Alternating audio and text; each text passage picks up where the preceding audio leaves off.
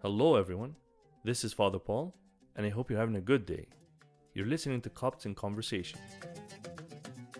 He gets ordained along with Father Metta to the monastery that was kind of derelict, falling apart, given to Abuna Mina to oversee it for a time. Yeah. That was Deir Samuili, St. Samuel Monastery. So it had been abandoned. It was derelict. It was given, oversight of it was kind of given to Abuna Mina. So what he does is he sends them there to kind of bring it back. And he consecrates them as Father Makary el Samwili and Father Metta el Samwili. Right. Right. So you have both El Samwili. And I actually I have this letter of, Father Makary El Samwili, like it's actually written El Samwili, which was the first time I'd ever seen it in my life. And they go. Yeah. But then bishops find out. And they are upset. Certain bishops find out that these two activists, reformers, have been consecrated. Yeah. And so what happens is they take from Abuna Mina supervision of that monastery. And so what would end up happening is then they would go back to being lay men, right? So then Abuna Mina connects with the bishop of the Syrian monastery. I believe at the time it was Bishop Theophilus. Connects with him and asks him to take on these two, it's not their responsibility. They want to serve God, and so they end up going to the Syrian monastery. Wow. Right. So then Father Makary El Soriani. So then the names change. Yeah. Because it's the monastery you come out of. Of course. And so Father Makary El Soriani then works in the monastery, and behind the scenes, the Sunday school initiative is growing. Yeah. They're creating greater programming, they're creating publications, they're coming together to shape a true movement, and they're continuing to spread out the message and to visit villages and so on. And Father Makary is becoming increasingly influenced by the need for the church to expand, to serve people where they are, meet them where they are, right? And I think that was one of the things that ends up kind of defining who he is as a person until, his untimely passing. And there was that kind of emphasis on social services. Becomes the bishop of public, ecumenical, and social services. And so he and his group of those early monks, who were the early kind of activist generation, nominate Father Mina. And Father Mina wins and is enthroned as Pope Kyrillos in 1959. Upon his enthronement, he pulls Father Makary out of the monastery to become his secretary. And so the two of them then essentially managed the standardization of church services, managed reform to create more social services, particularly in rural, in poor areas in Cairo, raise the level of education, spearhead various initiatives towards helping widows and young mothers, helping with apprenticeship programming, creating educational programming for young girls who needed it, to raise the level of industry and education among young Copts. They were particularly invested in supporting in hygiene and educational work towards family, raising the level of the family, supporting how people eat, how they take care of themselves, reducing the level of diseases. It was a holistic service towards like a whole raising social services program. Exactly. And so Father McCary is kind of spearheading this work. At the same time, he's connecting with various church leaders all over the world. And under his initiative and the initiative of Pope Kyrillos, you have the Middle East Council of Churches is formed, and it's spearheaded by Father McCary. I like to think of Pope Kyrillos, and we all often remember Pope Kyrillos as this, spiritually minded person who was kind of holed away in his room praying and rarely seeing people, rarely interacting, and just a very spiritually minded person. And he was 100% he was, but he was also very logical. And so I think of him, and I remember stories of him, for instance, from my childhood growing up, from my family as they like interacted with him and worked with him and so on. And I think of him as this like really smart CEO, right, of a Fortune 500 company, where he will pick the right people to do the work that God has, given them or has made them so capable and inspired to do. And he'll put them in positions where they can best succeed. And then he'll go and be with God in his room. So he selects these people, of course, as you know, Bishop Samuel, public, ecumenical, and social services. So already he'd proven himself as Father McCary to be invested in these things. Serving the public in Egypt, serving people in Egypt through social services and expanding social services, standardizing church services, making sure that we continue to expand and grow in the right direction.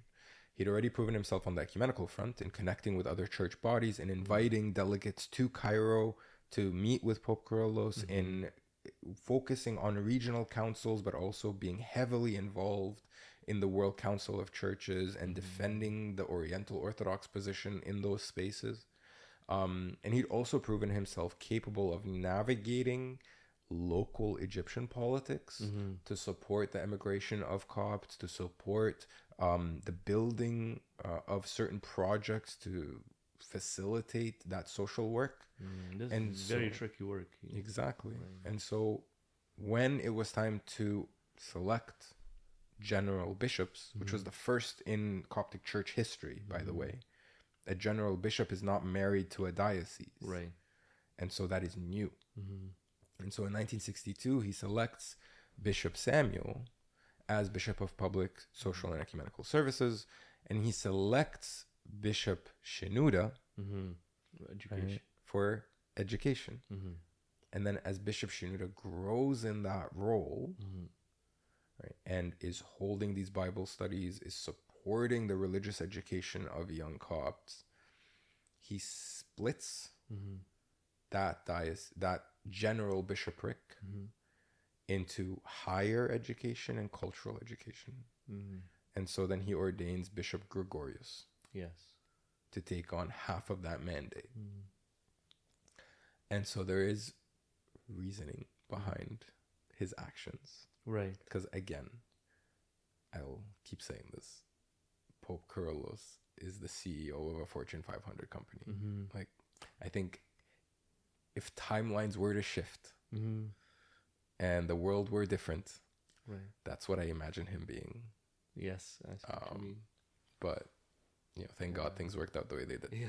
So I feel like I went completely off on tangents and away from the story. Yeah.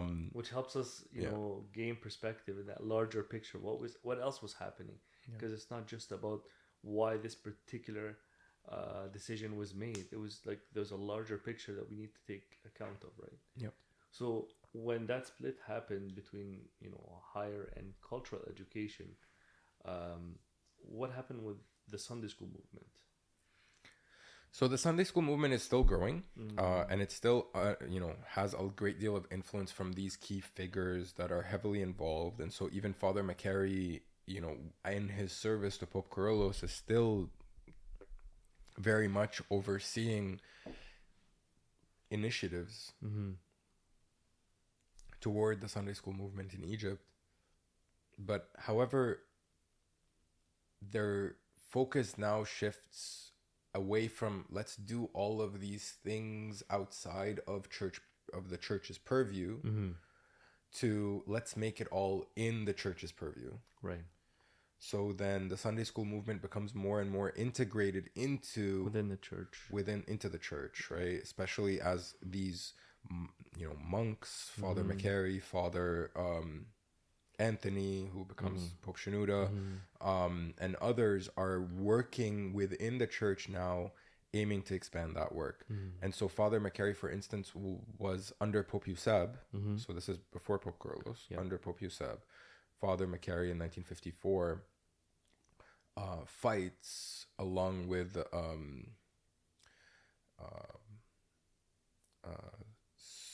Soriel Ataya, Aziz Soriel Ataya, Yes.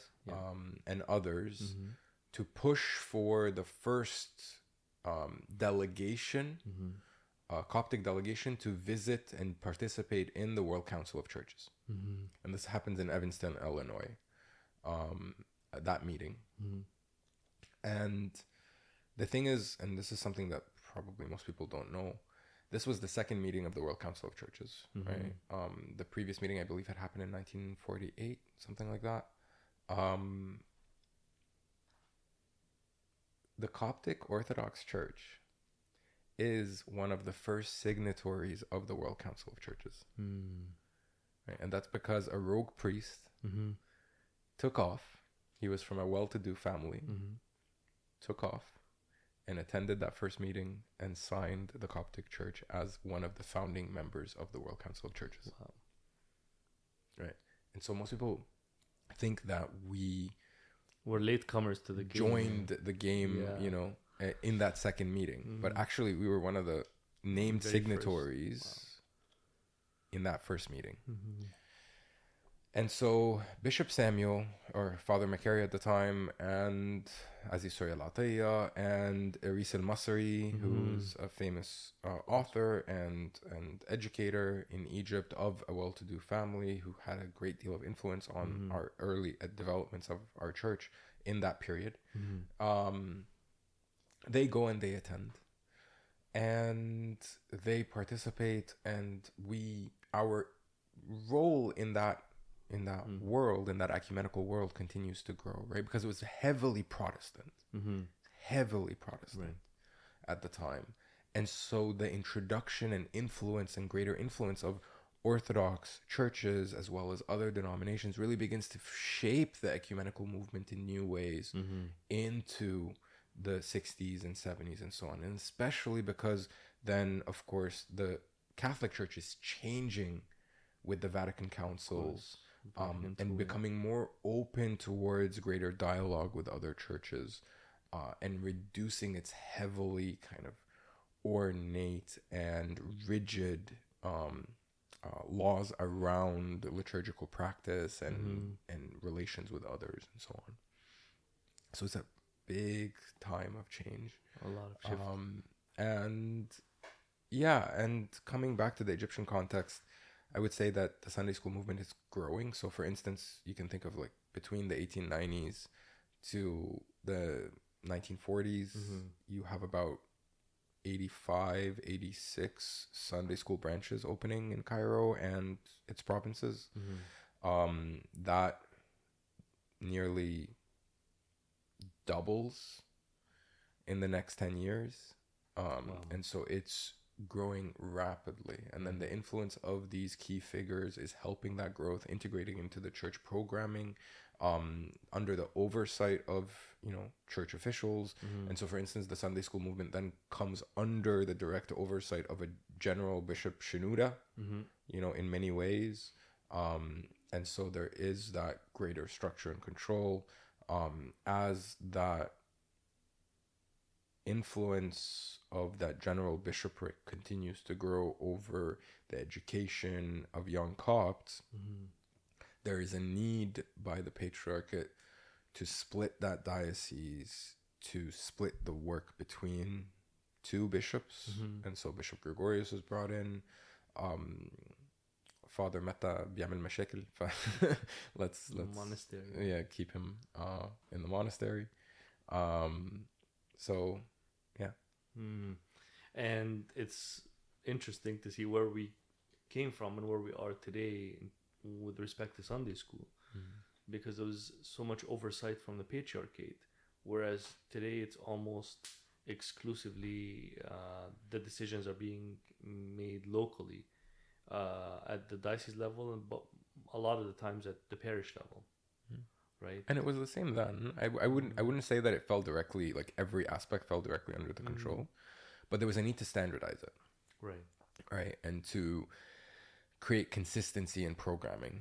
And so, for instance, Father McCary, so he goes to the World Council of Churches, right, in 1954. He stays on for a year to do a master's in religious education at Princeton, and writes a really wonderful thesis where he talks about what he sees as the future of the Coptic Church in terms of growing its religious education and the lessons learned and where do we go next and so on.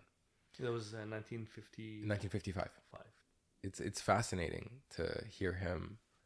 Well, I hear him in my head anyways, because he didn't really write much. He wasn't like a big writer. He wasn't a big, when you think of someone like Bishop Shenouda, he's a great writer. Right? He was a historian, so he's a great writer. I'm not biased. Biased a little bit. And so he's a great writer. He's a great orator. He's so charismatic and he talks so well, right? Bishop Samuel was more of a doer. Right. He was that kind of like behind the scenes guy who will get things done. I'm not saying that Bishop Shenouda didn't get things done. Of course he did, but like just in terms of that's where his comfort was. And so he did write. He wrote 2 small booklets around the role of the family in the Coptic Church and the need for education and where do we go next and so on. He wrote like these 2 things that I've been able to find, and of course his thesis. So his thesis is really that long form thing that gives me a sense of who he really is. Like and gives me what his thinking was exactly. like. And to be honest, I mean, it like personally, it fascinates me how far we've come along, and at the same time, we're still struggling with the same things. We're still struggling with.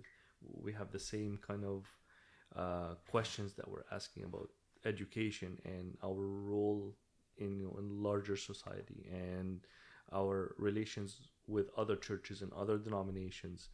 And to be able to read kind of what his thinking is on some of these questions is very helpful to kind of give us direction on where we're going and how do we navigate these difficult questions. And I'm sure, like you mentioned before, with anything there are going to be many different opinions and thoughts on methodology and approach, and kind of like in some of these Sunday school conferences with the shouting match. But how is his thinking formed about some of these things? I mean, how influential was Pope Kyrillos on his thinking when it comes to education or when it comes to ecumenism, especially coming from at a time where the world is shifting and finally Egypt is becoming standing on its own 2 feet, and where colonialism is kind of starting to breathe its last. So it's funny that you mentioned colonialism, because I would say because of his influence or the influences around him, right? So Father McCary, Bishop Samuel, he becomes influenced by liberation theology, right? So liberation theology is mainly at this time a Catholic movement, South America, I believe. Exactly, coming out of South America, increasingly found in Africa, post-colonial Africa, right? And the idea here is around social reform towards liberation, right? And so it has, of course, a Christian kind of underpinning, but it's about involvement in the world as a means of securing liberation and bringing people together towards a common purpose. And by elevating people, their social conditions, you can then free them up to develop closer relationship with God. And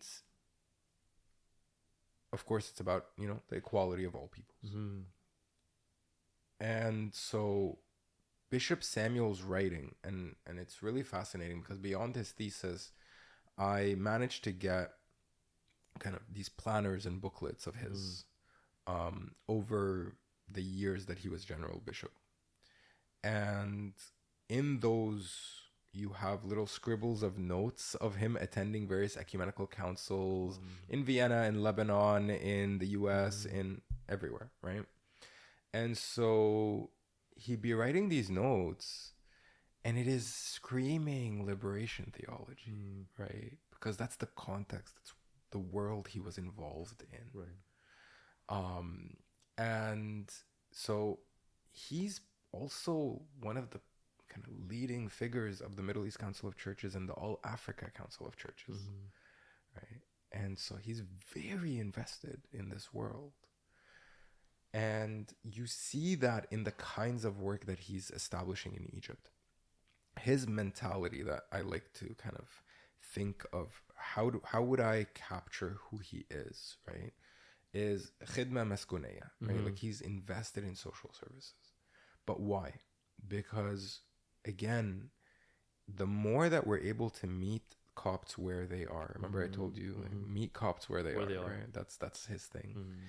So the more that we're able to meet Copts where they are, we're able to provide them the kinds of services that they need, right? So whether it's hygiene and family planning, or it is education, spiritual and otherwise, if it is technical skills or apprenticeships, skilled trades, raising the level of education, getting them into, colleges and universities, supporting the growth of the family, bringing them closer to the church, and overseeing, cooking classes for the mother.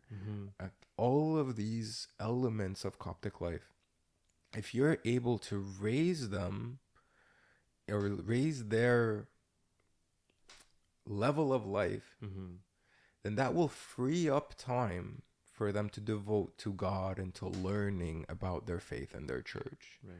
Because if you know anything about this world, you know that if someone is working 2 shifts, 18 hours a day just to feed their family, and they have time to sleep and go back to work and to stress, lots of stress.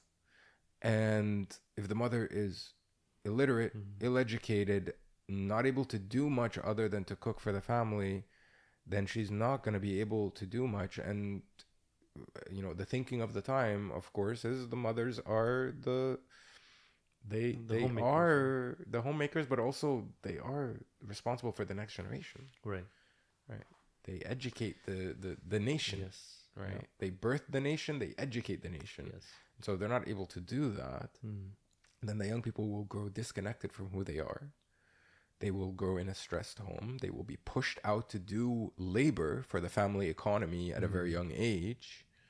And then nobody goes anywhere and nothing changes. Right. So he was invested in like this kind of ground up. We need to get this done. Right. And so he worked diligently towards that purpose. When you think of the other perspective, right, a spiritual revival, right, that's being pushed by, Bishop Shenouda. Right. Here you're thinking of how do we elevate the spiritual lives of the Copts? How do we bring them closer to the church? And how do we create all of these services that keep them in the church? Now contrast that with Bishop Samuel, and he does want them invested and involved in the church, but he also wants to raise their productivity and their integration into career fields, into Egyptian society. And so there is a competing vision there where they both want to achieve a similar end, right? But the particulars are different, right? I would argue, again, this can be my interpretation, that Bishop Samuel wanted to raise the profile of the Copts in Egypt because of his vision around negotiating with the state through his public initiatives and his ecumenical work and all of these things that he was involved in. He wanted to raise the level of the Copts in Egypt to a point where they are necessary and vital for the Egyptian nation, to the point that nothing can shake that. That they are a vital force that must be reckoned with, even if they are a numerical minority, so that they are secure in their place in Egypt. To raise the state of the Christians, as we say in liturgy, right? Yeah. And I think this had a political leaning to it as well, right? Bishop Shenouda was much more interested in creating a powerful churched Coptic presence that is brought under, kind of a unified understanding of who we are. Right. And it is a spiritually looking perspective. And we see that over the, his very long term as Pope. We see how churches went from being the place you attend once or twice a week to being everything. Right. To being everything. Yeah. Right. They are the place that you can, you go and you pray, you go and you drop your kids off for daycare, you go and you take classes, Arabic classes or other kinds of classes, you go, you play sports, basketball or soccer or what have you. It's the place that you take your kids for summer camp. It oversees the retreats that kids will go on, young people, adults. It is the place, at least, in my visits to the Patriarchate in Cairo, it's the place young people go on dates to get to know each other, right? So it becomes that hub of everything. Right. And so it brings people kind of together and it creates that kind of cohesive community, right? So slightly different approaches, slightly different ways that they wanted to see the Coptic presence kind of secured and grow and defended in Egypt. And I would say that we needed both. Both, absolutely. And we ended up with both. And when you look at the church today, whether in Egypt or across the diaspora, the imprint of those two is there everywhere. Right. I think of every time I attend a Tuesday meeting or a Wednesday meeting or, that. Which we take for granted. Like, exactly. It's like we just plan a meeting on a certain day in church and we just go and have it. And that's it. I think of how, Saad Aziz would be so proud that, and kind of annoyed because he and his friends would probably stand up at the front of the room watching these people kind of socializing and chilling and sitting down and playing with their phone while the speaker is speaking on a, religious topic. And he'd probably get up, with his friends and they would all say that same line, right? How dare you? You have bread to eat while your brothers and sisters can't even find a crumb. Like there is that. I think it's a rallying cry in many ways. It's a call to action to think about like how spoiled for choice, how fortunate, and how served Copts today are, and how they have compatriots, they have others of their own denomination or of other denominations who do not have a quarter of what you have. Right. So, and it only makes it makes it worse that we take all of this a lot of times for granted, and we just basically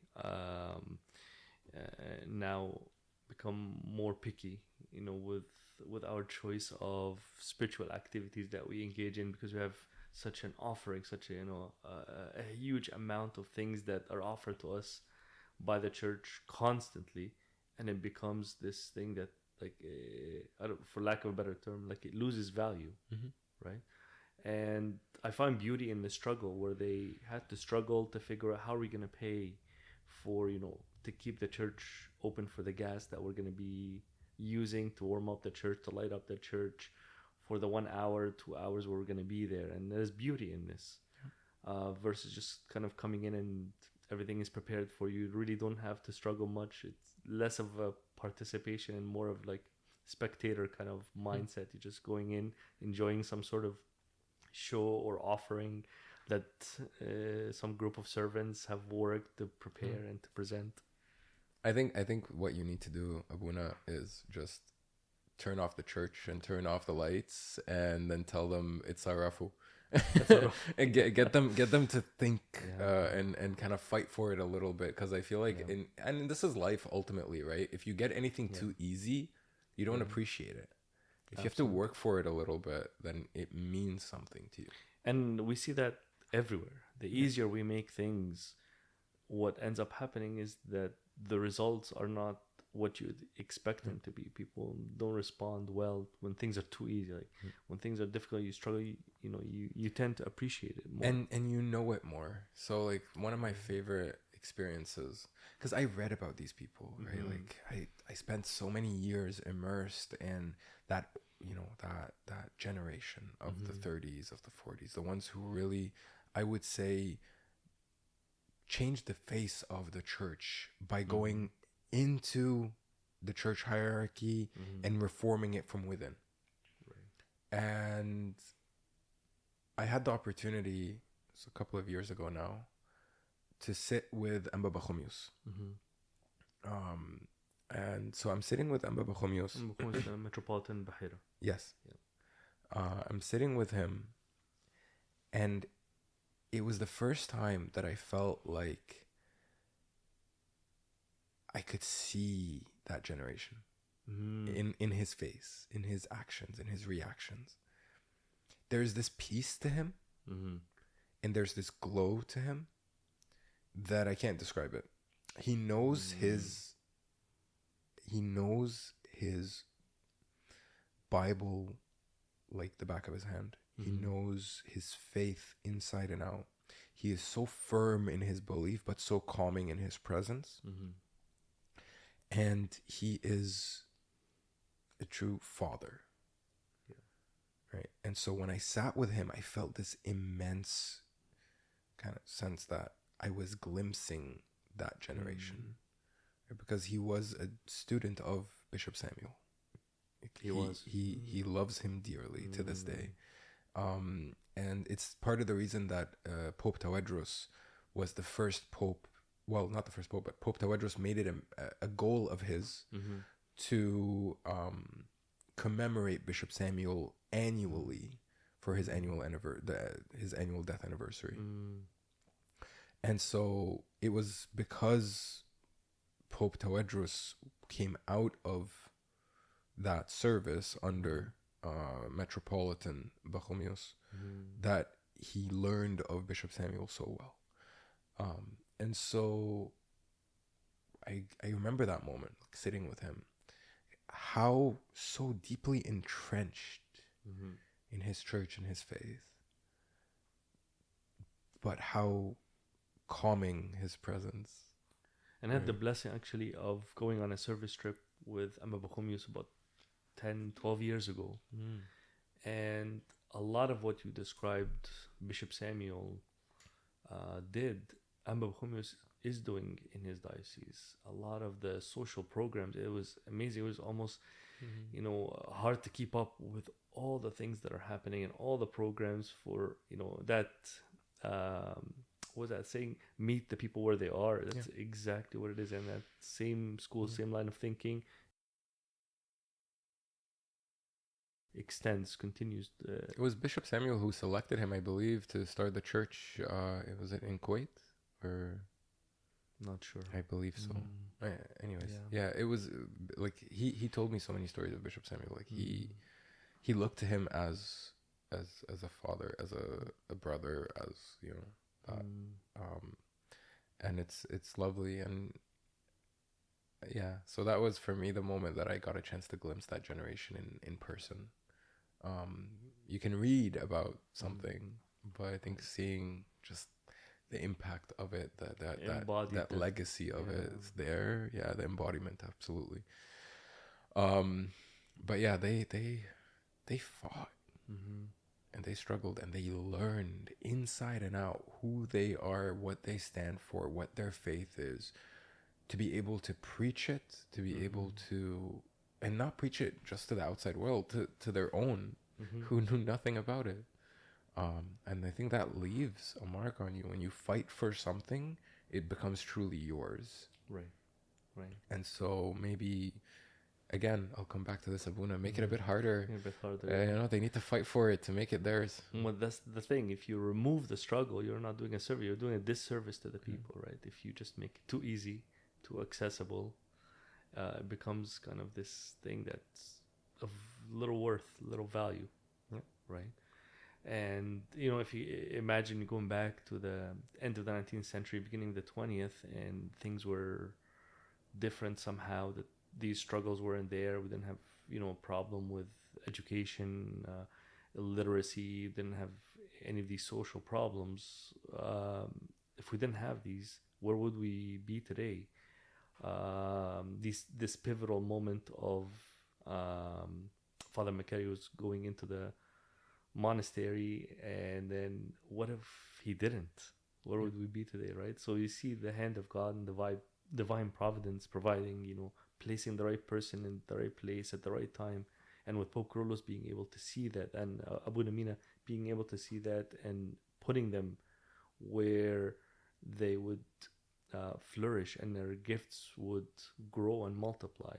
That was, an act of God. And with that, I want to kind of bring it home with one more question. How do we compare with other communities? How far along do we follow the same patterns you find in other communities? And how far along are we in that kind of, transition? And what's coming up next? What kind of things should we expect to be coming down the pipe? When you look at other communities who've been here, we've been in in North America for about 50 years. 70 years. What about communities who've been here for 100 or 150 or 200 years? When we look at kind of the stages of development, what happens around, the 5th generation, the 10th generation, the 20th?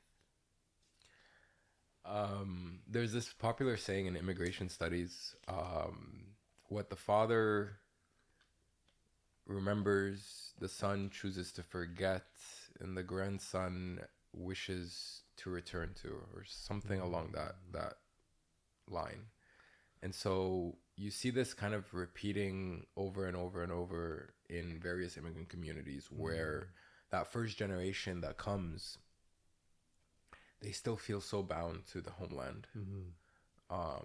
And then the second generation that is born and raised will oftentimes begin to diverge. Some will stay, some will go, some will find alternative ways of expressing belonging and who they are. And then the third generation will often bring this kind of return. It's called a return to roots, right? And this return to roots is them rediscovering, okay, now they feel too separated from what makes them unique. Especially in somewhere like Canada and the United States, where your ethnic roots have a lot to do with how you navigate these spaces, right? And who you are. And so this return to roots is a way to rediscover, right? Maybe to go on a trip to visit Egypt, to read, to learn, right? We see, some aspects of that among that, early burgeoning third generation that's like beginning to learn who they are. So more generally, I would say that no immigrant community is able to escape that kind of broader general pattern. It just happens as a fact of life that we as humans have this kind of push and pull with who we are and the legacy that we carry generation onto generation. In terms of the Coptic community, I would say, and I'd love to hear your perspective, Abuna, on this as well as a parish priest, is we are at a stage similar, I would say, to perhaps the Armenians, Greeks, where we are entering into a contentious period. As we try to understand how integrated the church community should be in their receiving society. And this contentious period has been happening for a little while now. I think we might, and I don't like to say might, I don't like what ifs. I'm a historian. I like, where's my past? How did I get into the present? What can I possibly expect in the future, but not actually, oh, this is going to happen. Like, I'm not a political scientist. I don't predict the future. And they get it wrong all the time. Yes. So what I can say is, though, however, we see from other migrant communities, particularly religious migrant communities, that you will have schisms. So the idea of multicultural churches, for instance, that we have within the Coptic Church is a great middle way to allow for greater evangelism, greater involvement and integration without disconnecting from the mother church. However, there are calls for some movements for more American or Canadian churches. And that often comes to any immigrant group because of a very simple matter that you no longer feel connected to Egypt or to the homeland. And so I remember in 2014 when Pope Tawadros visited, and he visited Canada, right? He visited Canada, yeah. And I went to the cathedral, St. Mark's Cathedral, to hear him speak to the youth. And so a part of his message, and I'll never forget this, part of his message where he says, if you look at a map of the globe, like if you look at a picture of the globe, you will see that Egypt is at the center. That's because Egypt is the heart of the world. And it is your heart, and it is where you come from, and this is your faith, and the Coptic Church is this, and so on. And I remember afterwards somebody making a joke and saying, well, it's a globe. You can look at it from different perspectives. Because they just didn't get the message. It's a very patriotic message. Right? And it's something an Egyptian would resonate with. Because I'm particularly patriotic myself, right? I speak Arabic at home. I go to visit Egypt often. My brother and sister moved back. So like I feel constantly in between those two worlds, and I'm very patriotic in that sense. And so it's a message that would resonate with someone like me, who is very deeply tied to Egypt and to his roots. But someone who was born here, who mainly speaks English, and the message was delivered mainly in Arabic with some broken English at the time, because he was new to the position. And someone who was born here, raised here, mainly speaks English, maybe visited Egypt for 2 weeks on a family vacation, وأنكل وطنط أخدوه بالحضن, he never left الشقة, and he was stuck in an apartment. He went to like the pyramids, he ate out في بلبع, and then went on a plane and came back. Like, not really that Egypt immersion, and so they didn't get it. A lot of the young people, I'd heard them speaking, they just didn't get it. They didn't feel connected. They didn't know what he was talking about. And this is true, right? Their anchor point is the church, but it's the church they go to every Sunday. It's the people they know here. It's their lives here. So over generations, the anchor point will no longer be the church in Egypt. Right. And so there needs to be, in my mind, a way to resolve that conflict that is currently at the heart of our church, or at least I believe it is, where we have direct supervision from the church in Egypt, and direct instruction from the church in Egypt. But on the ground here, at least for congregations and increasingly new generations, that's not where they want the authority to be. Because they feel that the authority should lay in their new environment. It's kind of like the struggle that Abu Namurus had with hierarchical, congregationalist, kind of trying to find. And at the time, ground. and this happened a lot in like the 60s and 70s, Mm-hmm. at the time, from the letters I've read, from the research I've uncovered, it had a lot more to do with what kind of services are we giving and how do we create services that meet our needs as new immigrants trying to find work, trying to connect with the outside community, trying to build a sense of who we are and to remember home and to feed that sense of nostalgia. So the needs were different. Mm-hmm. Now it's more, okay, we're integrated. Mm-hmm. We've been raised here. Our children are growing up here. I don't want to be worried what a bishop in Egypt is going to think of an event that we want to host in Markham. Right? And so it's different. It's about, okay, we're growing more and more integrated and we are continuing to practice our faith, but we want our faith to reflect who we are and how we're growing. And I think there is a need then to consider, for instance, Catholicism and the authority of the Catholic Church and the Catholic Pope over, a global Catholic community. Like, how do they decentralize authority while maintaining the integrity of the office of the Vatican, right? And what can the church learn from that? And to be absolutely frank, my former supervisor now, he is a premier historian of the Catholic Church in Canada.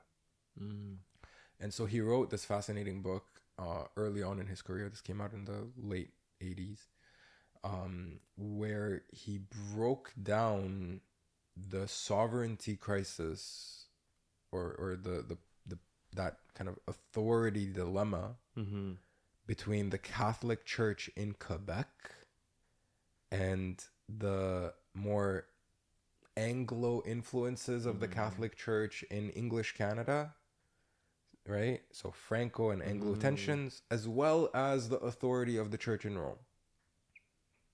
And so this is not new. Yeah. And it will take different shape, of course, depending on the context, depending on who the people are, depending on what the needs are. But I feel if we were to kind of broadcast forward in time based on what's happened and what's happening now, I would say that there will be a question around, particularly for these young generations that are now increasingly growing, going off to university, gonna have kids, gonna want to raise their kids in the church, but a church that meets their needs. The conversations that are happening now are going to continue to escalate.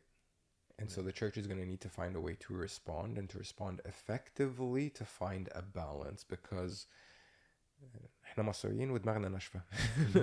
so we're very hard-headed. And so I think being hard-headed in this instance will not yield the best results.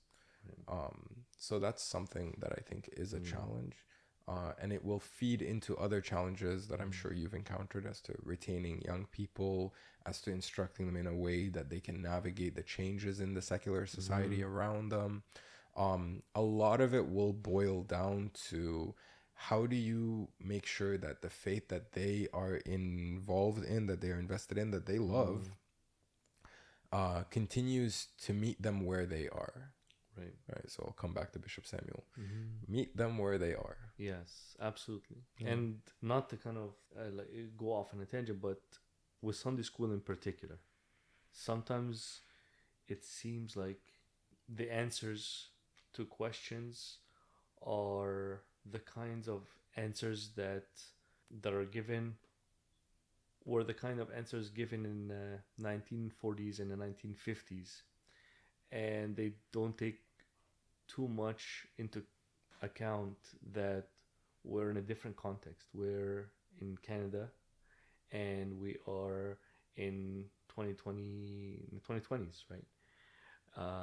So part of this is that these conversations need to continue to happen, but without ignoring where we came from. Like, that return to roots is such a powerful impulse, and we've seen it. And I've had, so many conversations with young people who feel this pull to return to understand where are we and where we came from, and how our roots affect how we see things today.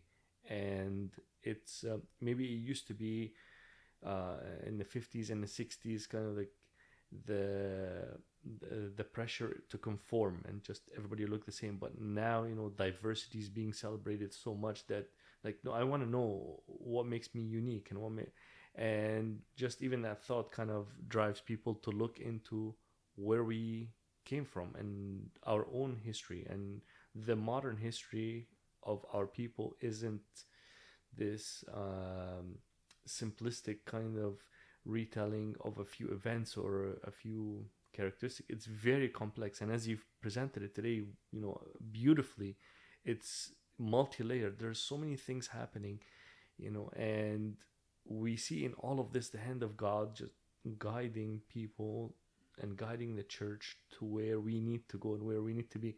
It's like God's like 10 steps ahead of us in terms of where we need to be. And he's preparing the people and putting them in the right place, because 10 years down the road we're going to need someone with that personality, with that mindset, to be in that position and to be empowered with with that kind of authority and that kind of ability to go and do the things that need to be done.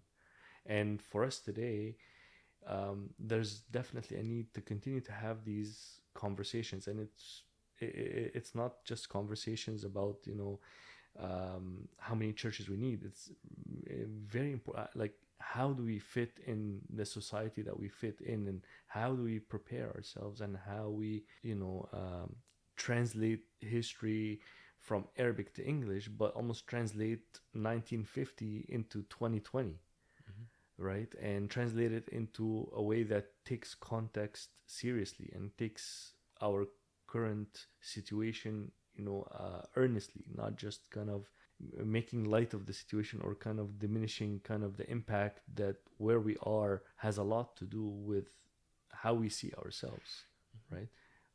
Sometimes we feel like the lesson in a Sunday school classroom can be delivered anywhere, regardless of who's teaching it and who's actually present in the classroom, whether it's in Canada or in the US or in Europe or in Egypt, Upper Egypt, Cairo, Alexandria. Like, all of this needs to be taken into consideration. And I really want to thank you for bringing out all of these important points to help us think deeply about our own history and our own upbringing and our own story, and how we ended up here. Because it's not just a matter of my parents decided to immigrate and we ended up with a visa and this is where we ended up. And the story goes much beyond that. Any final thoughts? I would say one is you got me thinking, and maybe this is a question for the future. We needed, for a very long time, we needed that standardizing impulse, right? To standardize things, to bring everything into unity, to bring cohesion to how we learn about what it means to be Coptic Orthodox, how we grow in our faith, how we instruct young people. And so from what I heard from you, I wonder then if perhaps what needs to change is the impulse. That rather than standardizing and refining and reducing and simplifying and moving towards that kind of single unified way of doing things, if we move in the other direction towards diversifying instruction, lesson planning, content, and contextualizing it, situating it where it's being delivered, is an impulse that can then help to shift how we deliver instruction to new generations. And if that's a project then that can be kind of proposed and taken on and spearheaded in a way, then it could introduce a new way of connecting with young people. And so I wonder if that's something that can be proposed, maybe even spearheaded here at the Virgin Mary. I mean, this church holds a great deal of influence, and so it can kind of spearhead initiatives in many ways. And then the other thing I want to say is, there's so much that can be said about, Coptic immigrants in Canada and the US. There's many years of history to talk about and to cover. And the people's motivations vary. And I personally kind of think of my own family and my parents and how it was economic. The reasoning was economic. They left Alexandria, came here, brought us here, and started a business, raised kids, got them through education, sent them off their way. And, it's the kind of that basic immigrant narrative. But there are so many other narratives hiding in our Coptic worlds, from persecution to discrimination to, refugees fleeing attacks in Upper Egypt to people who do move for economic reasons, people who move because of love, because they want to marry someone, people who move for education and then end up hopping all over the world through a process that's known as chain migration. So it's part of, I think, the lovely thing about learning about our history.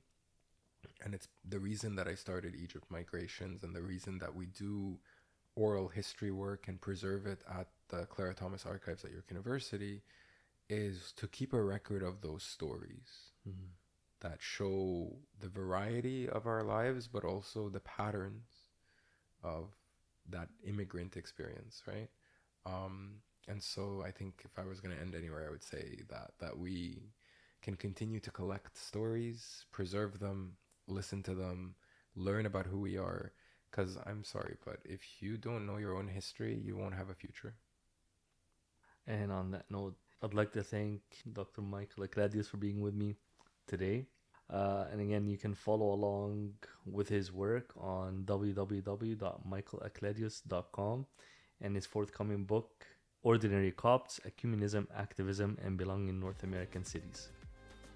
I hope you enjoyed listening to this episode. For questions, comments, feedback, or if you'd like to make a suggestion on a topic for a future episode, please feel free to reach out to the email in the bio. And don't forget to subscribe to get a notification when new episodes drop. God bless you and have a great day.